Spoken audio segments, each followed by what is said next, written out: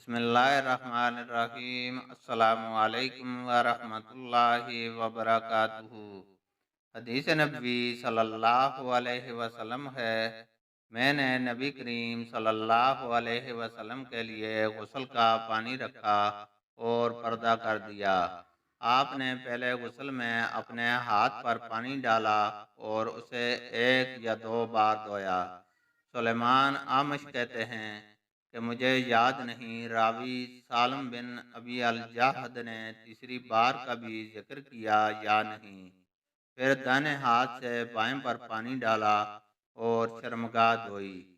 پھر اپنے ہاتھ کو زمین پر یا دیوار پر رگڑا۔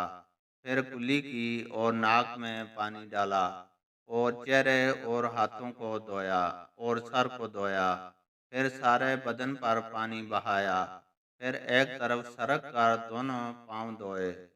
بعد میں نے ایک کپڑا دیا تو آپ صلی اللہ علیہ وسلم نے اپنے ہاتھ سے اشارہ کیا اس طرح کہ اسے ہٹاؤ، اور آپ نے اس کپڑے کا ارادہ نہیں فرمایا۔